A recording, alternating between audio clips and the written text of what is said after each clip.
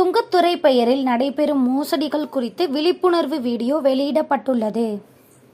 சமீப காலமாக ஆன்லைன் மோசடிகள் அதிகரித்து வருகிறது. அதேபோல சிலர் தாங்கள் அரசு அதிகாரிகள் என தொலைபேசியில் கூறிக்கொண்டு மிரட்டி பணம் பறிக்கும் செயலிலும் ஈடுபட்டு வருகின்றனர். குறிப்பாக சுங்கத்துறை அதிகாரி என கூறி மிரட்டல் விடுத்து பணம் பறிக்கும் செயலிலும் அதிக அளவில் ஈடுபட்டு வருகின்றனர். இந்த நிலையில் அதுபோல் தொலைபேசியில் வரும் அழைப்புகள் குறித்து எச்சரிக்கையாக இருக்க வேண்டும் என வலியுறுத்தி விழிப்புணர்வு குறும்படம் ஒன்று சுங்கத்துறை சார்பில் வெளியிடப்பட்டுள்ளது. அந்த குறும்படத்தில் மோசடி நபர்கள் தொலைபேசியில் அழைத்து பேசினால் அதை எவ்வாறு எதிர்கொள்வது, அவர்கள் குறித்து எப்படி புகார் அளிப்பது உள்ளிட்டவை குறித்து விளக்கப்பட்டுள்ளது.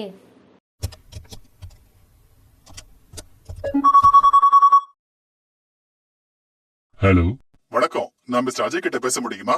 ஆமா, நான் அஜய் தான் பேசுறேன். மிஸ்டர் அஜய், உங்க பேர்ல ஒரு கொரியர் வந்திருக்கு. அதுல ட்ரக்ஸ் இருக்கு. ட்ரக்ஸ்? அப்படிப்பட்ட எந்த கொரியரையும் நான் வாங்கலையே. உங்க ஆதார் கார்டு நம்பர் சொல்லுங்க. Aadhaar card number? சரி, எழுதிக்கங்க. 3622. இந்த பார்சல் இந்த நம்பர் அப்புறம் உங்க அட்ரஸ்ல ரெஜிஸ்டர் செய்யப்பட்டிருக்கு. இது நாங்க கஸ்டம்ஸ் அப்புறம் நார்கோட்டிக்ஸ் டிபார்ட்மெண்ட்டுக்கு ரிப்போர்ட் பண்ணணும். கஸ்டம்ஸ் டிபார்ட்மெண்ட்ல ரிப்போர்ட்? இதனால சிறை தண்டனை அப்புறம் உங்க வீட்டு கடும் நடவடிக்கை எடுக்கப்படும். ஆனா எனக்கு இதுல எந்த சம்மந்தமும் இல்லையே. சார், இந்த பிரச்சனையில இருந்து விடுபடுறதுக்கு ஒரு வழி சொல்லுங்களேன் ப்ளீஸ். ஓகே, நான் ஒரு பேமெண்ட் லிங்க் அனுப்புறேன். உடனே 1 லட்சம் ரூபாயை நீங்க அதுல டிரான்ஸ்ஃபர் பண்ணுங்க. 1 லட்சம் ரூபாயா? சரி, லிங்க் அனுப்புங்க.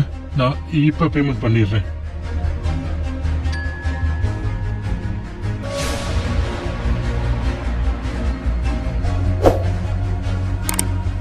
நில்லுங்கள், இது ஒரு ஃப்ராட் கால். இதில் மோசடிக்காரர்கள் போலி கொரியர் ஆபரேட்டர் மற்றும் கஸ்டம்ஸ் அதிகாரி போல நடித்து உங்கள் பெயரில் பார்சல் வந்திருப்பதாகவும் அதில் ட்ரக்ஸ் அல்லது தடை செய்யப்பட்ட பொருட்கள் இருப்பதாகவும் தெரிவிப்பார்கள். இதனால் உங்கள் மீது சட்ட நடவடிக்கை எடுக்கப்படும் என்று உங்களை மிரட்டி படத்தை பறிப்பார்கள். இந்தியன் கஸ்டம்ஸ் ஒருபோதும் போன் கால், SMS அல்லது இமெயில் மூலம் டியூட்டி பேமெண்ட் செய்ய சொல்வது கிடையாது. இந்திய கஸ்டம்ஸிலிருந்து வரும் அனைத்து தகவல்களிலும் தனிப்பட்ட ஒரு டின் நம்பர் இருக்கும். இதை cbic.gov.in மூலம் வெரிஃபை செய்ய முடியும். நினைவிருக்கட்டும், இதை போன்ற மோசடிகளில் இருந்து கவனமாக இருங்கள். இவற்றை cybercrime.gov.in இல் ரிப்போர்ட் செய்திடுங்கள் அல்லது ஹெல்ப்லைன் நம்பர் 1930 அழைக்கவும். இந்திய கஸ்டம்ஸால் பொதுநலன் கருதி வெளியிடப்படுவது.